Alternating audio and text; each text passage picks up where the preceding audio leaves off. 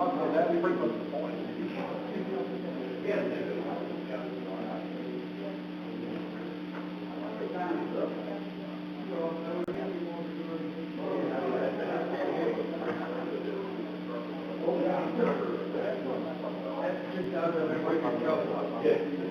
going, Mr. Reed.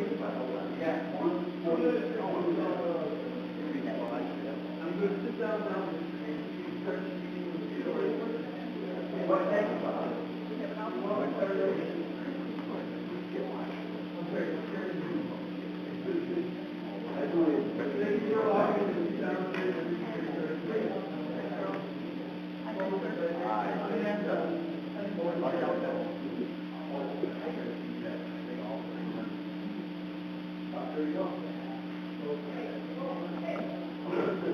Is it 5:30? 5:30. Why are you late? 5:29. Pressure's on, Tori. Is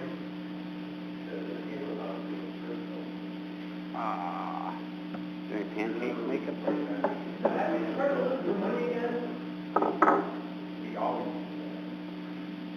Jimmy wants some more paving money.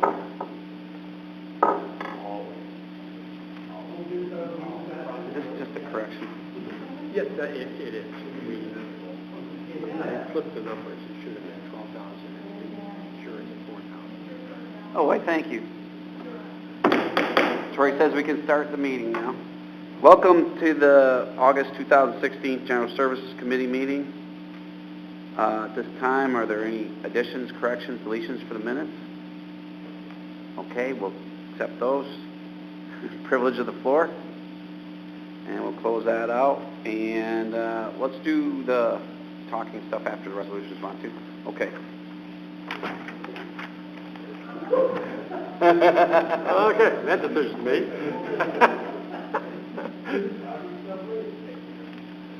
Okay, resolution number 1.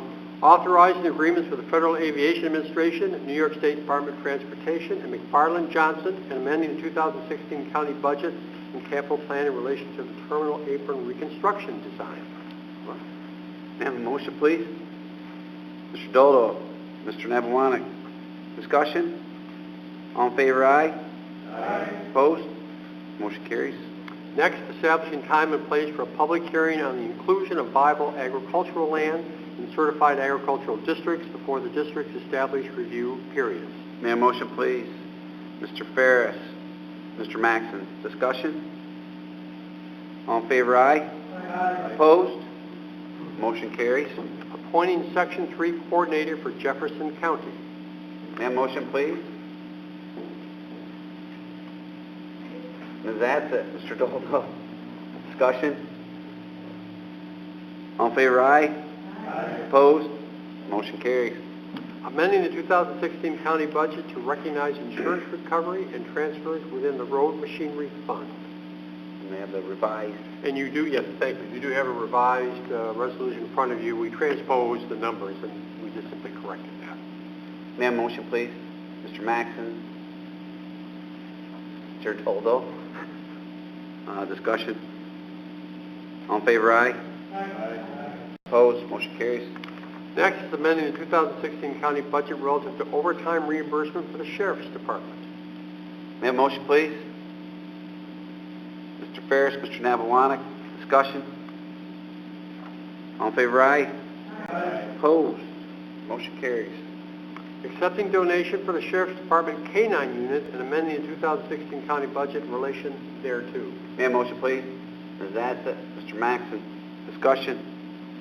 All in favor, aye? Aye. Opposed? Motion carries. The next resolution, authorizing intermunicipal agreement with the City of Watertown regarding the fiscal year 2016 Edward Byrne Memorial Justice Assistance Program and amending the 2016 county budget in relation thereto. May I have a motion, please? Mr. Ferris, Mr. Doldo. Discussion. Mr. Ferris? Just out of curiosity, it says we may need a contract or resolution for this, or may not. May require agreement between the city and the county for the money. Yeah, the grant actually is being awarded to the city, of which a portion is then being passed on to the county. So we need to have an agreement with the city to pass that money on. That's what this So this resolution is saying let's go get the agreement with the city. Right. Thank you. All the parties have to agree. Thank you, Mr. Ferris. Any further discussion? All in favor, aye? Aye. Opposed? Motion carries. And that's it for the resolutions. Also, before I forget, there's a Planning Department and Weights and Measures reports in your packet.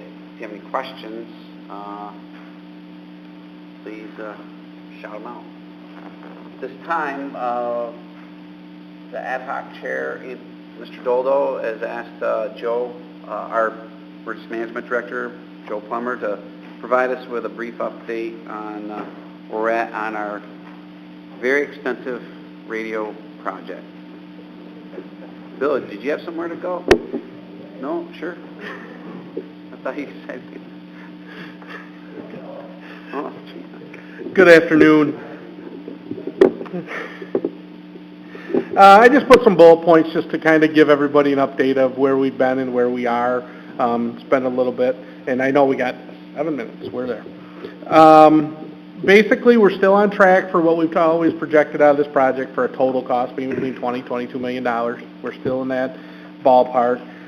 Good news, I received word late last week that we've been granted a 1-year extension on our $6 million grant from New York State. Takes a little pressure off us, so now the expiration is actually December 17th. That helps us out a little bit there. Just a couple points that I wanted to bring out quick of some pretty good cost savings we've been able to accomplish is that we were planning on in the beginning of having to purchase about $300,000 in frequencies for the system to operate on, and with the good work of Blue Wing, they were actually able to find frequencies out there on the market that weren't tied up. So basically we just have licensing fees, which are very minor compared to that. So there's a pretty good cost savings there. We've also been able to work very, very well with municipalities around the county for trying to line up some land for putting towers up on everything, and I know our county attorney is working on agreements with those. So those are some pretty big cost savings so far we've had, and we've actually really done well on a lot of that stuff. As most of you are aware, last full board meeting last week, you approved the seeker for the project, which what that does quick is that's allowing us, now that that's been approved and adopted, to start entering into negotiations and discussions with vendors like Motorola, allowing to get agreements moving with the towns, those folks for the land, and I know David's been working on some of that stuff. So things are coming along very good there. We do have to still continue conversations with Motorola now that we're through that. We're working on those numbers. Right now, it's just a hodgepodge of numbers, quite frankly. We're trying to really get a handle on the system and the subscribers, and I know that everybody sitting here is wanting to know about the subscribers, how many, what's those numbers going to be. We're still working at getting those, so as soon as we get those together, we'll get those out type of thing, get them flushed through the committee and get them out to everybody type of deal. Things that we still have to do there on the environmental regulatory stuff to go with the seeker is we are required by the FCC with the frequencies to complete a NEPA, which is a National Environmental Preservation Act requirement, and we have a consultant working through Blue Wing that is working on that stuff too. Those are things like they have to check for with Indian tribes if there's any of that kind of stuff, FAA, any of the federal side of the house. So that's all ongoing as we speak. We're continuing to work with the purchasing department, and I would like to just take a second and say, it's a real pleasure working with all the different county department heads. Jimmy Lawrence, his folks, and him have been fantastic to work with. They've done some land clearing and some works out. David is great to work with. Mark Sacchetti has been good to work with. Bob, everybody. It's just, it really is just a big team, and I have to give big kudos to the legislators and the ad hoc committee because it's an enjoyable project. I mean, it really is. But where we're at, we've actually awarded bids and put POs out for propane tanks, which we've actually taken delivery of. They're sitting on county property, so we can just take those to the sites when ready to construct. The purchase order's been cut for the buildings/shelters that go at each site. Those are being manufactured in Virginia. They'll actually be sitting down there until we're ready for them to be delivered directly to the site. These buildings actually are a complete concrete structure. So we only want to pick those up and move them once with a crane type of thing. Generators, the purchase order's been cut for generators, so we'll be getting those. And we've actually got some inside storage so we can store those here. And a lot of this is all because we need to spend a grant down is why we're buying these now. And the other bid is soil boring, which is basically they call subsurface geotechnical exploration, where they take a 3-inch sleeve, 25-foot deep, and take it out, send it to a geologist for what the ground is composed of. So the engineers, when they get into building the steelwork or designing the steelwork for the towers, know what the base foundation has to be built out of, that kind of stuff. So things we still do need to get out is that bid yet for the steel for the towers. We're working on that. And then we also have to, at some point, get the bid out together for the civil contractor or general contractor, if you will, that's taking all the pieces we're buying and putting the whole erector set together, basically. We can't do that bid actually until everything is back from the soil boring folks. And then that information, it would have to go to whoever's going to be the steel manufacturer, builder, so their engineers can design the bases. Then they would have that data to give to civil contractors to say, this, you got to buy this much concrete and this much excavation and all that stuff, so they can figure that out. But where we're going from here, we do have to, and we're starting the process of continuing with the FCC licensing. That needs to be very pinpoint precise with that stuff as far as where the exact location and tower tower heights, or antenna heights, I'm sorry, are. They need that information. As I stated before, we're still working on getting the numbers for Motorola on the system and the subscribers. We're still working that. And that's kind of where we're at. I mean, things are moving here all of a sudden pretty quickly, which is good. I'm expecting to see probably shovels in the ground probably the springtime of 2017, next spring, and have all construction season next year to get going. So that's kind of a quick summation.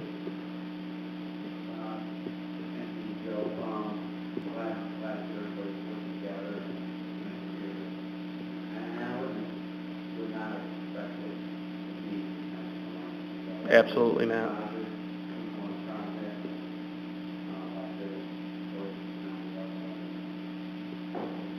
We knew that it was going to just be dragging feet so many years now and stuff.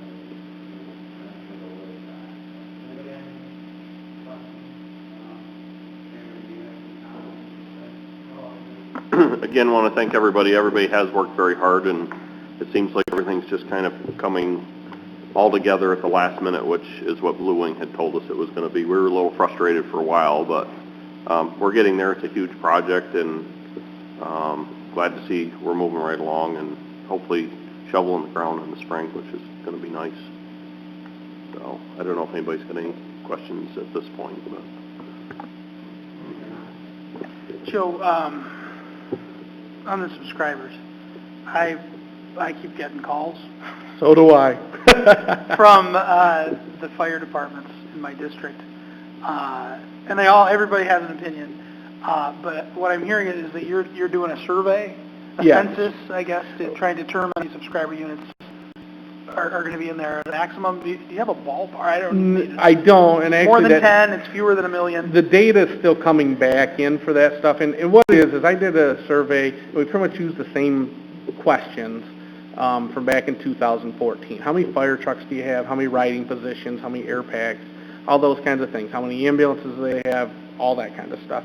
And we're compiling that data and trying to figure out some sort of a formula based upon the number of equipment and stuff that they have to do that. And right now it's still very much in limbo, to be all honest with you, as far as what those numbers will be at the end. So every truck, every vehicle is probably going to need a unit, but will every single person on scene need a radio that interfaces with the system? Basically, where we're going, some of this decision is going to come down to the 15 legislators of what you want to do with that. However, I'm not proposing that. We've never proposed that it's a one-for-one or every person gets one type of stuff. That what my thoughts are is that we need to come out with a formula that yes, every fire truck, every ambulance needs a mobile radio in it. And then the question comes into from there, how many portables do people need to do their jobs? If you listen to some of them will say, everybody that's staying on the fire ground needs a radio. But there's also other standards out there that say everybody does things in pairs, so a pair of people might need one. And I was going into this out of the beginning, I was always directed that we got to try to ensure that the departments, and they've been told over and over for years, that they need to be saving money for this. The county could say zero, they could say we'll give you what Joe thinks, and the formula I'm trying to derive is what's the number we can come up with that they can do their job with. And basically leave it at that. It's not something where it's extra frill, it's extra big, anything of that kind. It's just, what is it they can do their job with? And if they choose that they want to go buy a radio for every person, God bless them, it's their money type of thing. We are working in the agreement so that there's a little better discount off of the list price versus state contract that all the departments can buy off of, but that's kind of where we're at.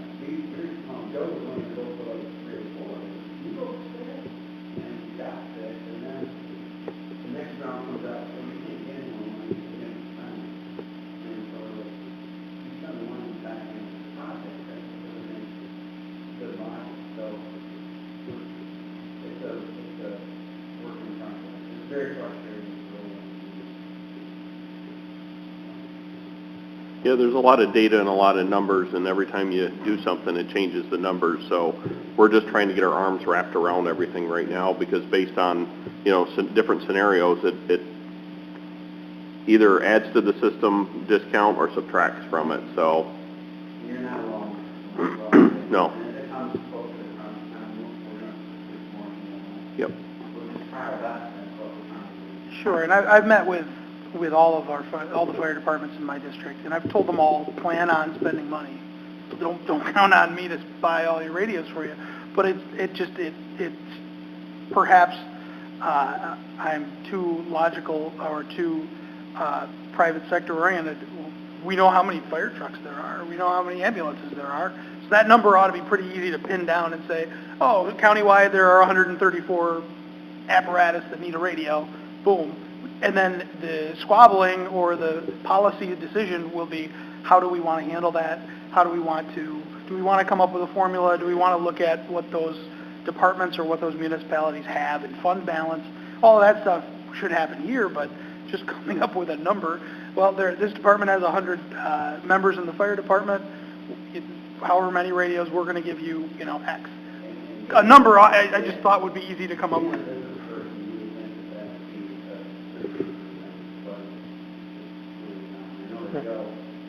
Exactly look at what other counties are doing, other agencies are doing for farming.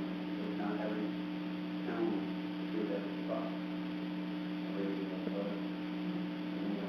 But yeah, I guess this is one more frustrating concept, I think. And quite honestly, just to add to that, I don't know how many fire trucks are in this county. We don't track that because of the home rule. It goes down. Excuse me. Exactly, and sometimes a department might buy a new pickup truck and they add it to the fleet, or they take one out or whatever. I mean, we track the departments as a whole, okay?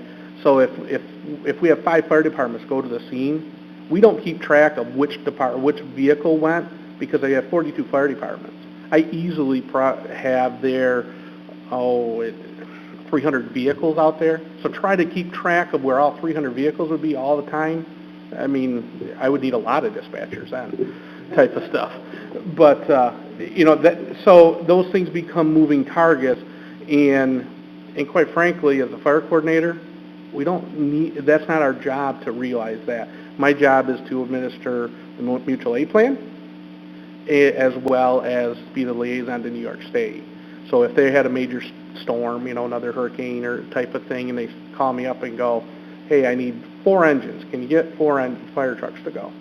Yep, let me canvass our departments, which we do, and a lot of that goes on staffing more than anything. But that's kind of what our duty is with that stuff. So I do not have that number. I don't have a number of how many volunteers are here, because those change like the wind. I mean, we just don't have that number as far as my office doesn't, because it's a responsibility of the home department being with the home rule stuff. So. I was just curious, because you said mobile units, then you said handheld units. So mobile unit would be installed in the vehicle, handheld units they're walking around with? Yes, sir. And does a mobile unit, compared to a handheld unit, have more power to send out further, or are they all the same? No, a mobile unit is basically a 60-watt radio, where a handheld is a 5-watt radio. And does a 5-watt radio relay to the 60-watt radio to get further distance, or how does that work? Well, we're building the backbone system to be able to be used with the 5-watt radio. So we're building a 97% portable handheld-based system for talk in and talk out, so that we know it's going to be well over 100% with a mobile. You're always going to be able to use a mobile, no matter where you are. The advantage to the mobile versus portable, first is it's permanent fixture. It's always there. Somebody didn't pick it up, take it someplace. The other thing is it's hardwired to the vehicle, so you don't have to worry about that battery, etc., that kind of stuff. And if you ever were in a spot or a little bit further out of the county where we don't have the coverage you would have with a portable, a mobile radio will make that coverage work for you. And the other question was, we were talking in the beginning whether we're going to link up with Oswego County, Onondaga County, other counties around, so that we could all talk back and forth. Is that a reality yet? It will be with the system. Yep. Well, we were talking about buying a certain frequency, not having to buy it, but actually just get it because the frequencies we're looking are in there. So the frequency we're going to have is not the same frequency that St. Lawrence or Lewis County would have. Well, St. Lawrence is different because they're in a different band. They're in VHF high band. We're going to UHF. So we won't be able to have that conversation. Okay? It's like 2 different roads that never pass. As far as Lewis County goes, they're still in UHF, so our radios will be able to talk to a UHF radio in what they call conventional, my radio to your radio type thing. At this point, because they don't have the infrastructure in place, system to system won't be able to communicate, but we will be able to communicate system to system with Oswego, Onondaga, because we're all going to be working off of the same main brain that's in Onondaga County. So it's in the way that all works is basically within governance of the consortium, so that if one of our units goes into Oswego County, it'll register on their system and it'll start using some of their resources. So you don't want to put every talk group in our system on there. But things like the main fire dispatch, with all the ambulances we send upstate hospital every day, as soon as they hit the county line or south of there, we lose contact with them other than their cell phones. With the new system, they'll just pick their microphone up on the dash when they get to Syracuse Hospital and say, I'm here. And we'll hear them here in Watertown and answer them back and forth. And if they had any problems all the way along the trip, we'd be able to have that communication.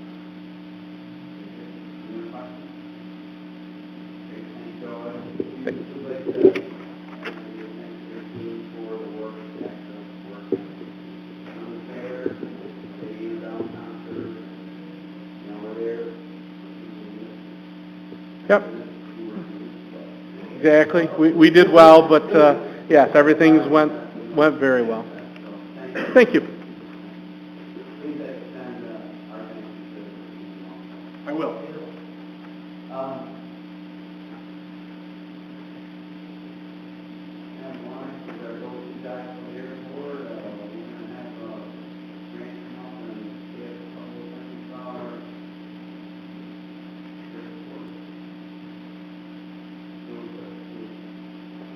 Did I get under the 7 minutes? So my time's cut down to 1 minute. Good evening. Good evening, everybody. Just wanted to give a few updates on the airport and what's happening. We did set a date, October 15th, for the Aviation Day, which is put on by the Girl Scouts and the airport team. And for Aviation Day, we'll have some aircraft static displays and different stations that's open to the public for all ages. So that's October 15th. We did launch a true cost calculator on our website too, which allows customers to compare their parking, travel time, and their time, and how it works out with their fare. So customers can go on and put in the fare out of Watertown and then also compare their travel time and costs to fly out their other airports. So that was just launched yesterday and is on the website right now. We also are working with our marketing company Sixel on a survey that's being conducted. The Chamber of Commerce partnered with us and sent out the link to the survey.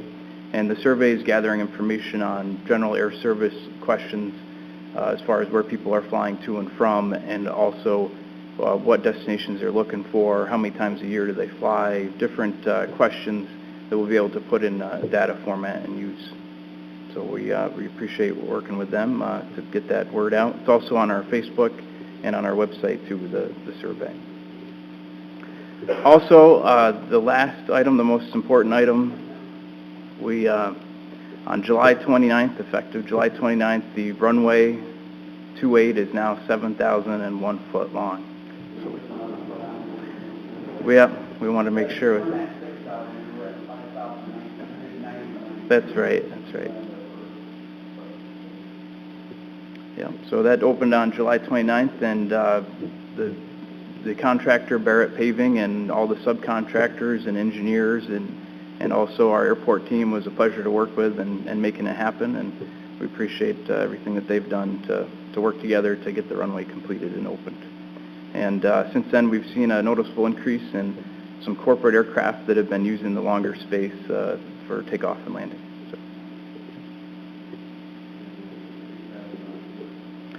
Yes. Yep. The day after the runway opened, we had a $12,000 fuel sale.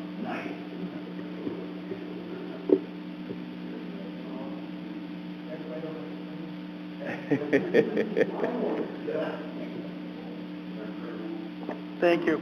It seems like nobody can I don't even know what trivial thing nobody can stuff an envelope at the Ogdensburg Airport without a press conference. And it being just blasted in the Watertown Daily Times. Is their runway done? I'm not sure exactly where the runway is, but I know they're working on it. I know they're working on it. It seems like we're done, and they're somewhere in the process. But if you read the newspaper, my God, Ogdensburg is the place to be, and announcing flights and selling tickets to Florida. I'm just a little bit baffled. Do they have a media guy? What do they have? Yeah. How do we tap into that? And I know that it doesn't help that the publisher of the Watertown Daily Times is on the Syracuse Airport Authority Board and has a vested interest in seeing our airport fail. And I know that I shouldn't say that since this will be on YouTube forever. But it seems that we are doing things very well and receiving very little recognition for it. And I just want to say, I think you're doing a great job. I just wish that we could do something better with the media. I know they're not really cooperating right now. And it seems like other people at the state and federal level are really leaning on making Ogdensburg some sort of destination. But they think that they're going to get 40,000 departures a year now that they're in the process, and it just boggles my mind. So you're doing a good job. I'd love to see us do something more, a better PR machine to capture some of that. I hear you. Well, I do think that we've had our turn with that. I mean, at one point, I think we were getting cranking stories every month about it, and it's their turn, I guess. Yeah, I think, Grant and I were out there one day, and it was almost like a movie set. We had cranes in the air, we had helicopters from Fort Drum taking off, and Gulfstreams in flight school, and then our plane landed, and yeah. And I don't know what their business model is up there, but I do like our methodical approach to this. This business, one thing we've learned is it's very volatile.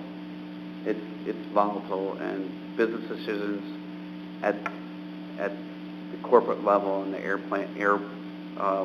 airline world change like that. So slow and steady, I think, wins the race. Yeah, I hear you on some of the media stuff, but I do. Whenever we get the good uptick in traffic, it seems to get good play and stuff. So, but thank you for the nice comments and the hard work for Grant. It's well deserved, Mr. Ferris. Now that we have a 7,001-foot runway, what is the largest plane that is allowed to land on that? And will we see it within the next year? Well, the largest airplane, really 7,000 feet is a good standard for any kind of, all the corporate jet aircraft, plus probably up to some of the smaller wide-body aircraft. So perhaps a 737, 757. Yes, some larger aircraft that have the larger engines, horsepower, and takeoff performance, can use that 7,000 feet.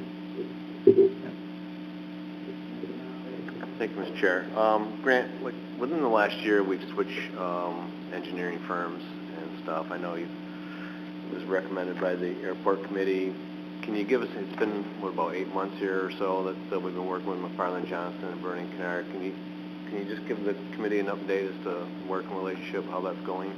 Sure. McFarland Johnson's partnered with Bernie and Carr, and the relationship is definitely a good one, and they're working hard for us and with us on a number of initiatives and grant applications through the Airport Improvement Program and some of the state grants.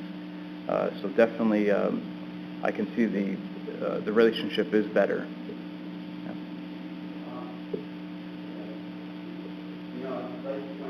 I'd like to point out that Grant he gets on the road and he is making substantial contacts with other airlines, and I think to go along with what Legislator Maxson said, don't put all your eggs. Our philosophy in this thing is don't put all your eggs in one basket. While we have a legacy carrier, and that's very important, Grant is really building a good reputation, and he is extremely prepared with facts and data, the feedback I get. So when an airline calls, or when he goes to approach an airline and they say something, he can tell them that the Thousand Islands Bridge is the best gateway to the North Country, that the customs thing is getting built, that the weather, he even has the weather statistics down. And I don't think we're giving him enough credit, but he is building a good reputation out there, and sometimes this stuff takes years to develop, but I think the approach is like, okay, we get one, let's get it back up, let's grow in a way that if something does happen, and we hope it never does, that we're not falling off the grid on it. So I do want to thank you for that. I know you put in some long hours on this airline speed dating thing, Yep. And things, but very well prepared and good representative of the county. Mr. Doldo. I just want to say, thanks to the committee, and you guys have done a good job. Is there going to be a couple questions? Ribbon cutting ceremony for the extended runway, I'm sure would help us also. And then what's the timeline on the reconstruction of the terminal for, wasn't there something in place on that? Sure. Thank you.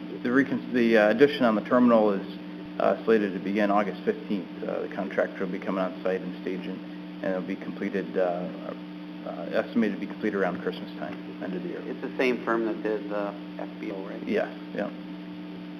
What will actually change inside for the terminal? Is it baggage claim area and other things, or? Sure. It's the addition will allow the security checkpoint to be straight. Right now, we kind of have a 90-degree turn in the security checkpoint. And we'll also pull all that equipment out into its own area and its own room that can be closed off, but also, allows all that seating area to have more flow. In the peak months, there is quite a bit of crowding with all the limited space where the seats are, and where security checkpoint kind of currently impedes onto that. So this will allow us Minor, to... but very important factor also was there are bathrooms Yeah. the passenger waiting side we've not had access to since they were built because of security. That will quickly change, so we can really utilize the space.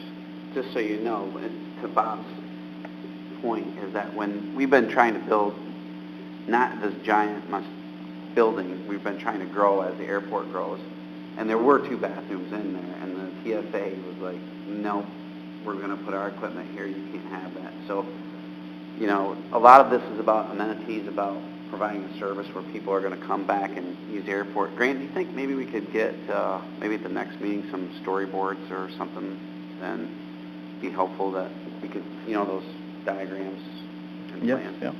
We could just show the group. The baggage claim gonna be changed at all, or still in the corner? That would be the next time around. It's a good question. Essentially, we're going to be able to utilize finally the entire terminal as it's designed. That's been a frustration for us. We had to work with it from the TSA standpoint, but now it'll be much more efficient. Part of the reason it'll be efficient is because we're keeping those 2 functions separate from one another, because we do have a good amount of traffic, and what's going on is the congestion first thing in the morning, is everybody's gathered at the same spot, either trying to go to get their ticket or to try to get on board through security. All that will be segregated more so the flow will be a lot better, which again enhances the experience. Not that it's a bad experience now, but it kind of gets congested. Congestion is a pleasant problem, but it is getting congestion, and that will improve.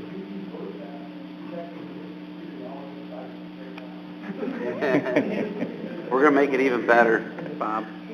So Grant is in the process of doing some applications, and he's been working with our engineering firm there's several grants out there. And we're going to keep applying for all of them. We're going to exploit every advantage we have and continue to improve that airport. So, Jeremiah? Just to bring up Anthony's question again, will there be a ribbon cutting or some sort of event at the airport to celebrate our runway? Being discussed. Yeah, it's Okay. being discussed when the timing for that event. Yeah. Okay. There was another, I forget. I yield my time to the chair. we always have emails, so no, great. I think it's good, and Jimmy's been on the helm there for a while, and just to do $24 million worth of improvements without impacting, by going out and aggressively getting money that's out there and being competitive, says a lot for the facility. And thanks a lot, Grant. Appreciate it. Any other questions for Grant? No? Okay, thanks. Thank you. Yep. Our highway superintendent's in here. He's been paving like crazy. Probably wants more money for more asphalt, but they are doing a tremendous job down in Burrville. It's a very complicated project, and it's got to get done before cider season starts and stuff. So thanks a lot, Jimmy. You have anything that you'd like to say tonight? Mr. Borsey, anybody else? Anybody care to contribute? Yes, Legislator Dodal? Yeah, I just I know they're doing an awesome job at DSS too, and I think they need to be recognized for that. They're very close on. Jimmy, I'm sure you'd love to come up and say a few words, wouldn't you, on DSS? I think he wants to do that on the next one from what I'm being Okay. told, so. No, they're doing a good job over there. He'd like to come up when the striping is done. Thanks. As usual, the crews are doing it. I actually got a compliment on a road that someone went on, and they appreciated the way it was done and how the end product was too. So it's kind of nice to hear those when they're not getting prompted about it. So appreciate it. Anything else come before the committee? Motion to adjourn. Mr. Ferris, Mr. Doldo. That's the meeting. Thank you for coming. You can get your date. Sorry to intervene on your quiet time, Bob. I do wait 5:30. I do too. getting ready for a new gathering in Murray. Yes, sir. Go. How long should I set aside for that? Oh, I think, Okay. I don't know. All right. Thanks, Bob. Yep. Mike, thanks.